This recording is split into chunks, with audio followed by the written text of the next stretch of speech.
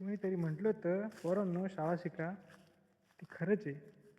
कारण आजचं जिवंत उदाहरण आहे. आज मार्केटला कांदे नेले होते. 4 महिने झाले ते चाळीत कांदे होते. म्हटलं आज भाव वाढल, उद्या वाढल. आज नेले होते. खाली ₹450 कांदे गेले. काहीच परवडत नसतं कांदे बी आता. कशालाच भाव नाही सध्या. कांदे 100 जाऊ नाही तर 200 जाऊ, कांदे लावायचं नादा सोडित नसतो शेतकरी पण. आज कांदे लागण होती त्याच्यामुळे आपण आज वावरामध्ये आलो होतो, कारण रोप व्हायचं काम आपल्याकडेच होतं. रोप वाहून तर झालंच होतं आणि आपल्याला लागली होती भूक, त्याच्यामुळं म्हटलं आता एक पेरू तोडू मस्त खाऊ आणि परत आपल्या कामाला लागू.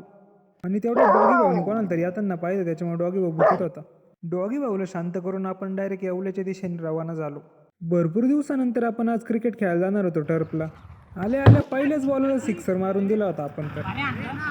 भरपूर दिवसानंतर क्रिकेट खेळायला आलो, त्याच्यामुळे म्हटलं आज काही नीट खेळता येणारच नाही, आपली प्रॅक्टिस पण नाही एवढी. 10-12 बॉल खेळून डायरेक्ट कॅच आउट झालो आपण. तर आजचा ब्लॉग इथंच संपतोय. तुम्हाला ब्लॉग कसा वाटला नक्की कमेंट करून सांगा.